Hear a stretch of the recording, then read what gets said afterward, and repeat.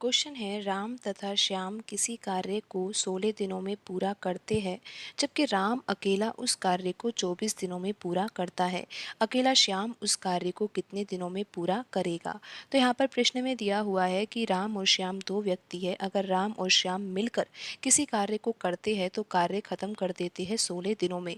तो यहाँ पर हम लिख लेते हैं कि अगर राम और श्याम किसी कार्य को करते हैं तो फिर कार्य समाप्त हो जाता है 16 दिनों में। लेकिन लेकिन अगर यही कार्य राम अकेला करता है तो फिर राम को कितना समय लग रहा है? 24 दिन का समय लग रहा है। तो यहाँ पर हम लिख लेते हैं कि राम के द्वारा कार्य को पूरा करने में लिया गया समय कितना है? 24 दिन का समय है। तो यहाँ पर हमें पता तो ये लगाना है कि अकेला जो श्याम है वो उस कार्य को कितने दिनों में पूरा करेगा। तो यहाँ पर हम सबसे पहले तो कुल कार्य मान लेते हैं, लेकिन हम कितना माने यहाँ पर कुल कार्य? आपको पता है कि यहाँ पर दिनों की संख्या कितनी है? 16 है और 24 है। अगर इन संख्याओं का लैसे लिया जाएगा तो लैसे कितना आएगा? 48 यूनिट आएगा। और 48 यूनिट को ही हम यहाँ पर मान लेते हैं कि कुल कार्य कितना है? 48 यूनिट है। तो अब हम यहाँ पर क्या निकालेंगे? दक्षता निकालेंगे। दक्षता से हमें ये पता लगता है कि ये एक दिन में कितना कार्य कर सकते हैं। अगर हम यहाँ पर राम और श्याम की दक्षता निकालेंगे तो उससे हमें ये पता लग जाएगा कि राम और श्याम मिलकर एक दिन में कितना कार्य कर सकते हैं। तो यहाँ पर आपको पता है कि राम और श्याम मिलकर कार्य करते हैं तो कार्य 16 दिन में समाप्त कर देते हैं। लेकिन कार्य है कितना? कार्य यहाँ पर 48 यूनिट है। तो 48 यूनिट कार्य को पूरा करने में 16 दिन का समय लग रहा है। तो एक दिन में ये कितना कार्य करते होंगे, इसी से हमें ये पता लगेगा कि इनकी दक्षता कितनी है। तो यहाँ पर 48 यूनिट कुल कार्य है और यहाँ पर हम 16 से भाग देंगे क्योंकि दिनों की संख्या कितनी है? 16 दिन है। तो हमें ये पता लगाना है कि एक दिन में ये कितना कार्य कर सकते हैं। तो यहाँ पर 16 के पहाड़े से 48 कटेगा 3 बार, तो यहाँ पर इनकी जो क्षमता आ जाएगी वो कितनी आ जाएगी? यहाँ पर क्षमता आएगी 3 यूनिट प्रतिदिन। यानी कि ये दोनों मिलकर अगर कार्य करेंगे तो ये एक दिन में 3 यूनिट कार्य कर सकते हैं।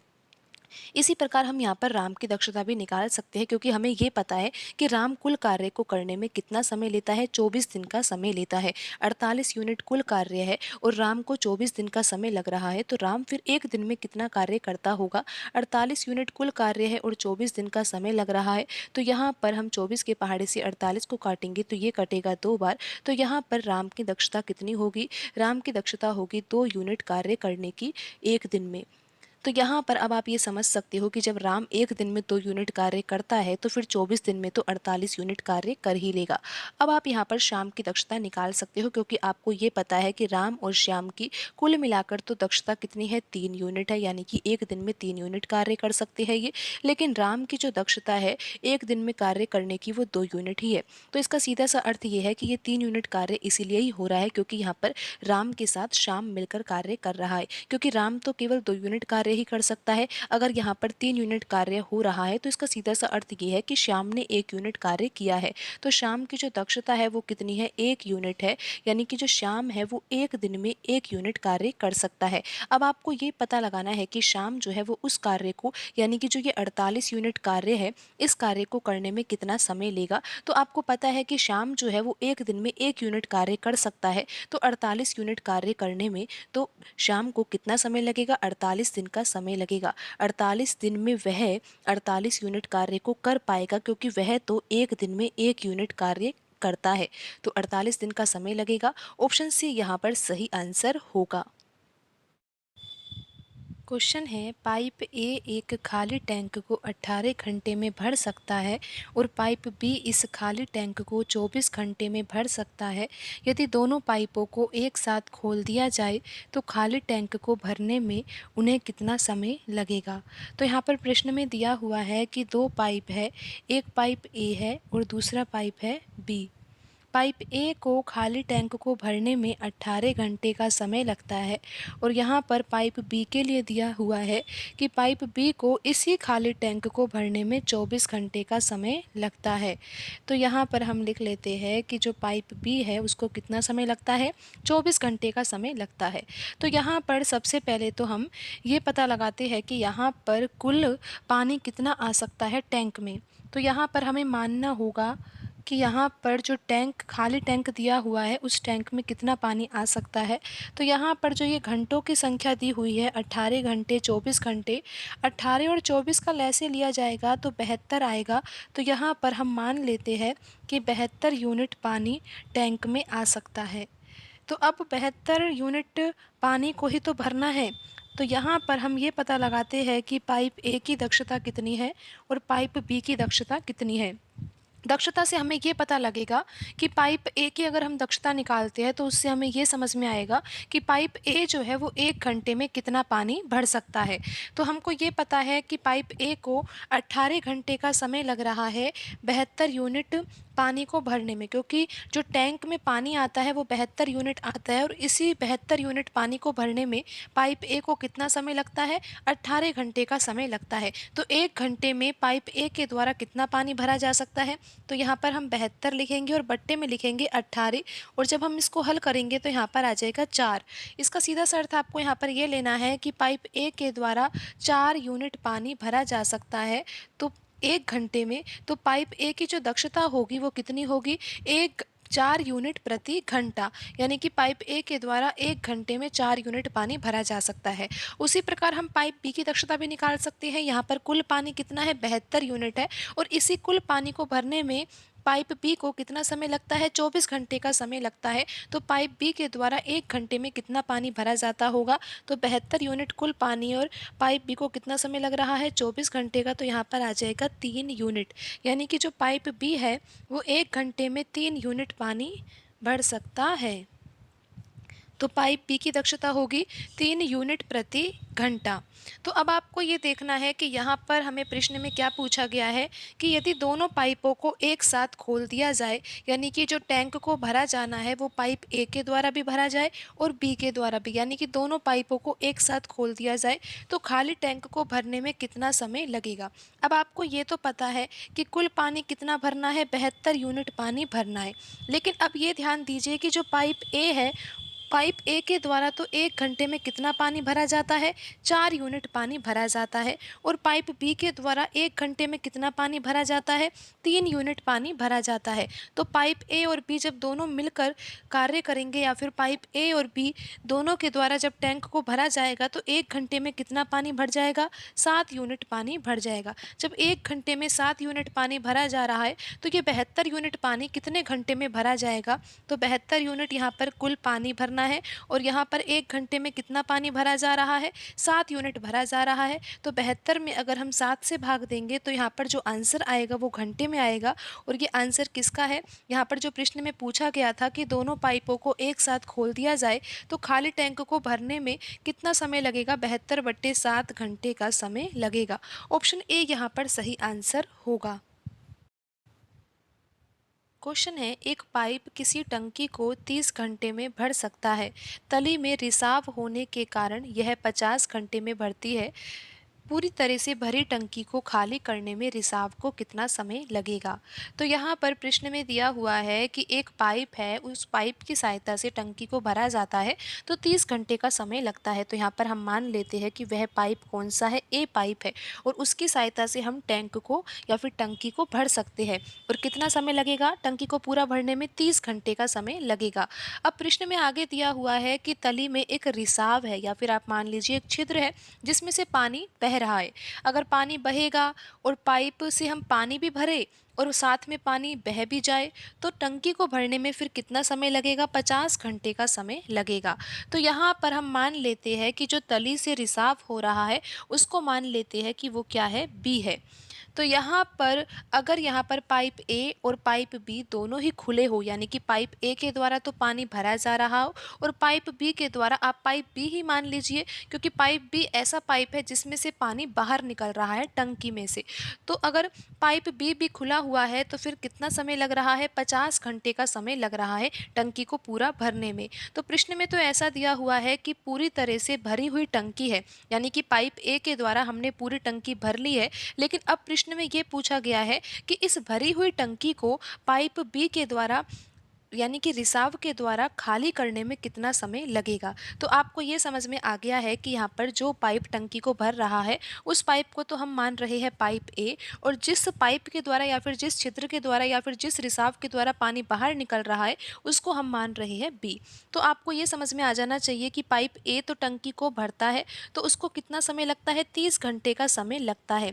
लेकिन पाइप ए तो टंकी को भर रहा है, लेकिन साथ में ही यहाँ पर जो पाइप बी हमने माना है जिसके द्वारा पानी बाहर निकल रहा है, अगर ये दोनों ही ओपन होंगे तो उस स्थिति में टंकी को भरने में 50 घंटे का समय लगेगा। तो यहाँ पर अब हमें ये पता लगाना है कि जो पाइप बी है, यानी कि जो टंकी में रिसाव हो रहा है, अगर वो रिसाव होता ही रहेगा तो टंकी को खाली होने में, यानी कि जो भरी हुई टंकी है उसको खाली होने में कितना समय लगेगा। तो यहाँ पर सबसे पहले तो हम यहाँ पर ये पता लगाते हैं कि टंकी में पानी कितना आता है, हमें मानना होगा। और हम मानेंगे किस तरह से, यहाँ पर 30 है और ये 50 है ना, 30 और 50 का हम लैसे ले लेते हैं तो कितना आएगा, ये आएगा 150। तो हम यहाँ पर मान लेते हैं कि 150 यूनिट क्या है, कुल पानी टंकी में आता है।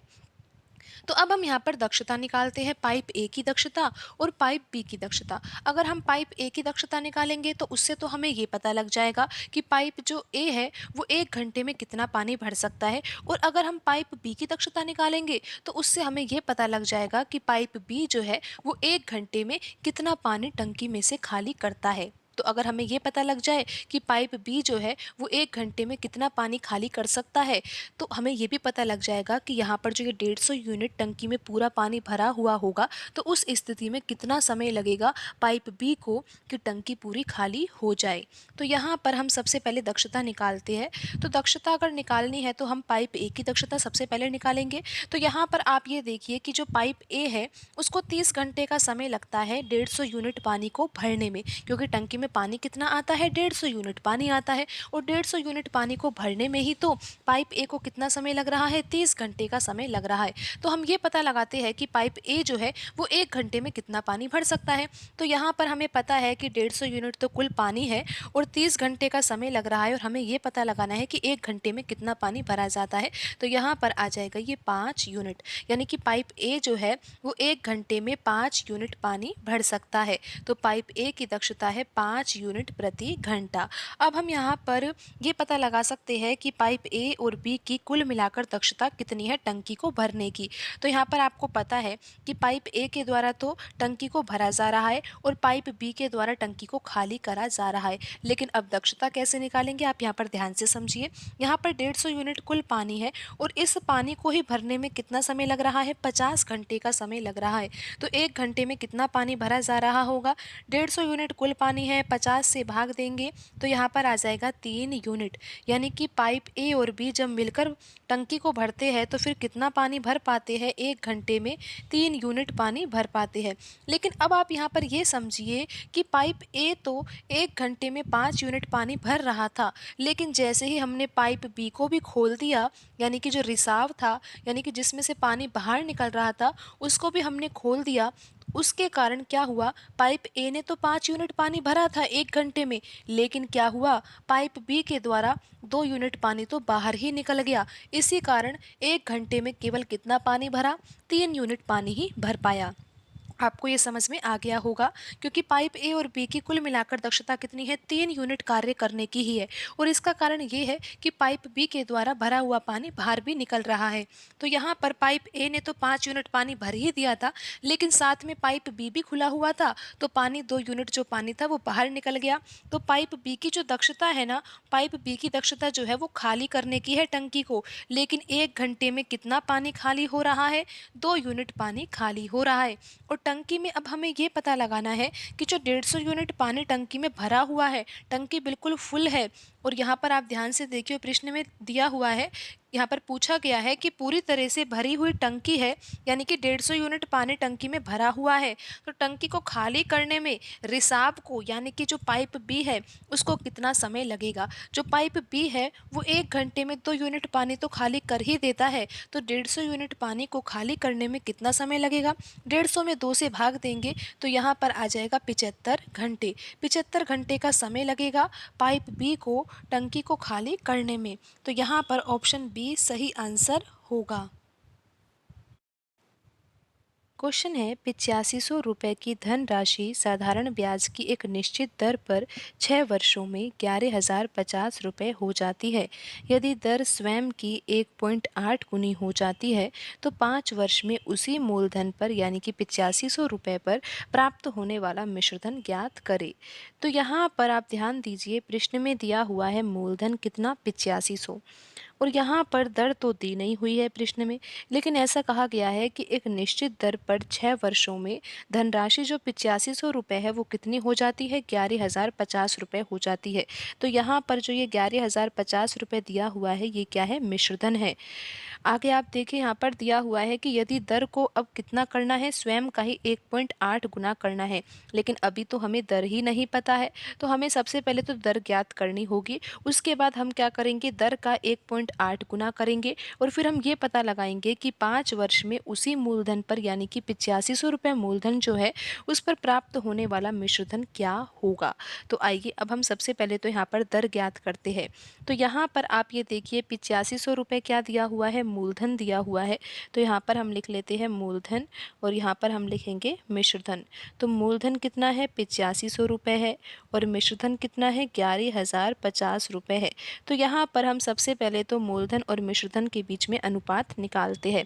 ये तरीका आपके लिए बिल्कुल नया हो सकता है, लेकिन आपको इस तरीके को भी सीखना चाहिए। वैसे तो आप यहाँ पर डायरेक्टली सूत्र से भी निकाल सकते हो दर को, वहाँ से निकालना भी कुछ कठिन नहीं होगा, लेकिन आप इस तरीके को भी सीखिए क्योंकि आपको ये तरीका भी सीखना चाहिए।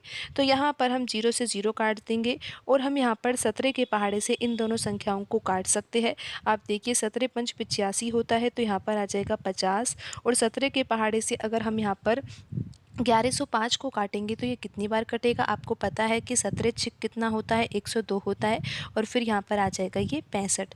तो यहाँ पर जो मूलधन और मिश्रधन के बीच में अनुपात आया है वो 50:65 आया है। हम इसको आगे भी काट सकते हैं, लेकिन हम ऐसा सोच रहे हैं कि जो यहाँ पर ये मूलधन 50 यूनिट आया है ना और मिश्रधन 65 यूनिट आया है, अगर हम मूलधन को 100 यूनिट बना देंगे ना तो प्रश्न को हम आसानी से हल कर पाएंगे। तो यहाँ पर अगर ये 50:65 है और हम ऐसा चाह रहे हैं कि मूलधन को हम 100 बना दें, तो हमें क्या करना होगा, इसके लिए आप यहाँ पर ध्यान से देखिए कि हमें इतना पता लगा है कि मूलधन और मिश्रधन के बीच में जो अनुपात आया है वो 50:65 है, लेकिन हम ऐसा सोच रहे हैं कि अगर मूलधन 100 हो जाए ना तो प्रश्न को हम आसानी से हल कर पाएंगे।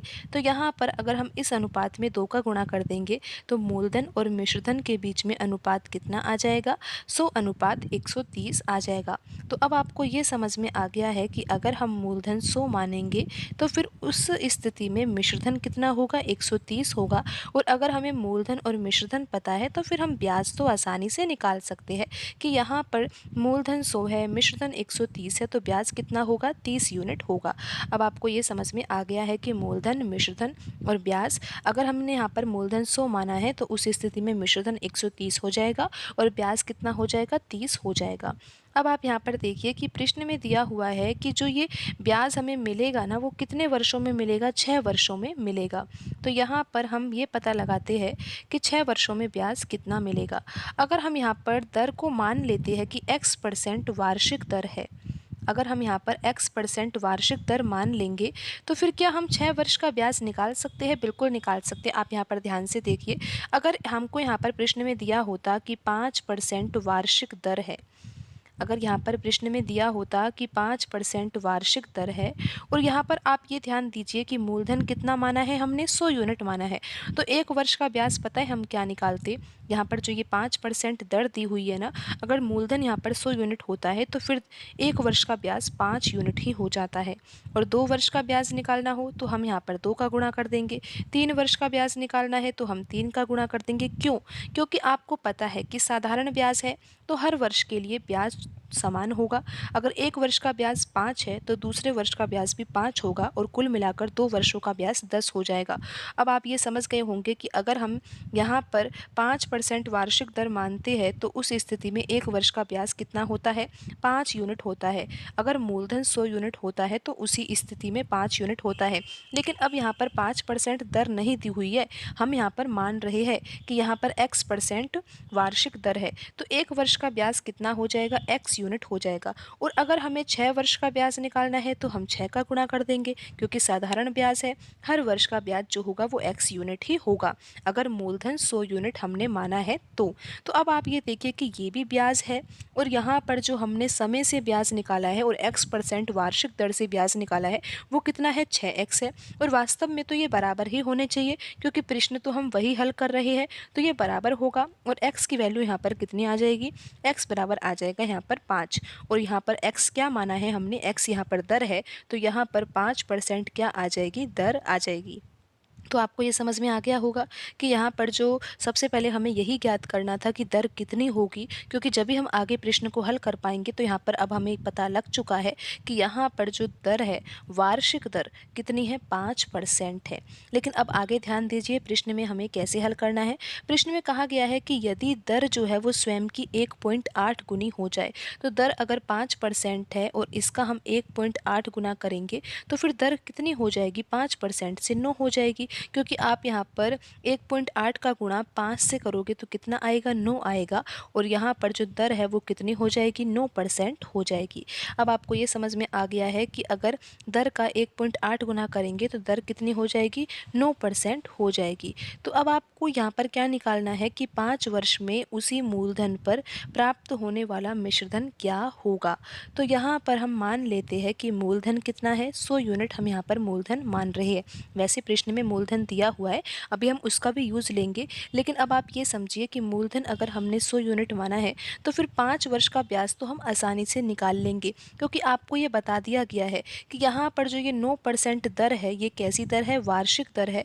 और अगर मूलधन हमने यहाँ पर 100 यूनिट माना है ना, तो 1 वर्ष का ब्याज तो 9 यूनिट ही हो जाएगा, और 5 वर्ष का ब्याज निकालना है तो हम 5 का गुणा कर देंगे, क्योंकि हर वर्ष का ब्याज जो है वो 9 यूनिट ही होगा। और इसी प्रकार 9 यूनिट होकर 45 यूनिट हो जाएगा। 5 वर्ष का ब्याज कितना हो जाएगा, 45 यूनिट हो जाएगा। और अगर हमें 5 वर्ष में उसी मूलधन पर प्राप्त होने वाला मिश्रधन ज्ञात करना है तो हमें मूलधन प्लस ब्याज करना होगा, और ये मिश्रधन कितना हो जाएगा, 145 यूनिट हो जाएगा। आपको ये भी समझ में आ गया होगा। अब आप यहाँ पर देखिए कि हमें यहाँ पर पता है कि मूलधन कितना है, 8500 रुपये है। तो यहाँ पर जो प्रश्न में हमने 100 यूनिट माना है ना, इसी की वैल्यू तो किसके बराबर है, 8500 के बराबर है। और हमें वैल्यू किसकी ज्ञात करनी है, मिश्रधन की ज्ञात करनी है, यानी कि हमें 145 यूनिट की वैल्यू ज्ञात करनी है। तो 100 यूनिट से 8500 कैसे आया, क्योंकि यहाँ पर 85 का गुणा किया होगा। इसी प्रकार यहाँ पर हम 145 में 85 का गुणा कर देंगे तो हमें पता लग जाएगा कि मिश्रधन कितना होगा। यानी कि यहाँ पर जो प्रश्न में पूछा गया था कि दर को स्वयं का 1.8 गुना कर दिया जाए, यानी कि जो दर 5% आई थी उससे हमने क्या कर दिया, उसको 9% कर दिया। और पूछा गया है कि 5 वर्ष में उसी मूलधन का, यानी कि जो 8500 रुपये है वो कितना हो जाएगा, यानी कि मिश्रधन क्या होगा। तो अब मिश्रधन हम ज्ञात कर रहे हैं, तो 145 यूनिट आया है 100 यूनिट के अनुसार, लेकिन यहाँ पर ये 100 यूनिट की वैल्यू ही तो 8500 रुपये के बराबर दी हुई है। तो हमें ज्ञात करनी है कि 145 यूनिट की वैल्यू क्या होगी। तो हमें 145 में 85 से गुणा करना होगा। तो आइए अब हम इसको हल कर लेते हैं। हमें करना क्या है, 145 गुणा हमें 85 करना है। अब हम इसको जल्दी से कर लेते हैं। अगर यहाँ पर हम 85 गुणा 5 करेंगे तो कितना आएगा, ये आएगा 425। फिर अगर हम 85 गुणा 4 करते हैं तो कितना आएगा, ये तो आपको पता है 340 आएगा। 340 में 42 जोड़ेंगे तो 382 आएगा, तो यहाँ पर हम 2 लिख देंगे। फिर यहाँ पर आएगा 38। 85 गुणा 1 करेंगे तो 85 ही आएगा, और 85 में 38 जोड़ेंगे तो कितना आ जाएगा, 123 आ जाएगा। तो यहाँ पर जो आंसर आएगा वो कितना आएगा, 12325 आएगा। और आप ये देख सकते हो कि ऑप्शन डी में लिखा हुआ है 12325 रुपये, तो यही सही आंसर होगा। क्वेश्चन है, एक स्कूल में लड़कों की संख्या का 20% लड़कियों की संख्या के 2/3 के बराबर है। उस स्कूल में लड़कों का लड़कियों से अनुपात कितना है। तो यहाँ पर प्रश्न में हमें ज्ञात करना है बॉयज़ की संख्या अनुपात गर्ल्स की संख्या, या फिर हमें ज्ञात करना होगा B/G। तो यहाँ पर अब आप ये देखिए कि प्रश्न में दिया हुआ है कि एक स्कूल में लड़कों की संख्या का 20%, यानी कि बॉयज़ का 20% किसके बराबर है, गर्ल्स की संख्या के 2/3 के बराबर है। तो यहाँ पर हम इस तरह से लिख सकते हैं। अब हम इसको हल कर लेते हैं। बॉयज़ की संख्या का के स्थान पर गुणा और 20% यानी कि 20/100। फिर यहाँ पर हम लिखेंगे गर्ल्स की संख्या का के स्थान पर मल्टीप्लाई और यहाँ पर हम लिखेंगे 2/3। हम यहाँ पर काट सकते हैं 20 के पहाड़े से ही, यहाँ पर आ जाएगा 1/5 और यहाँ पर बॉयज़ की संख्या बटे गर्ल्स की संख्या का जो अनुपात आएगा वो कितना आएगा, यहाँ पर आ जाएगा 5 × 2 और बट्टे में क्या आ जाएगा 3 और बराबर क्या आ जाएगा ये 10/3 और यहाँ पर बॉयज़ अनुपात गर्ल्स कितना आएगा 10/3 आ जाएगा। आप ये देख सकते हो कि यहाँ पर ऑप्शन बी में लिखा हुआ है 10/3, तो यही सही आंसर होगा।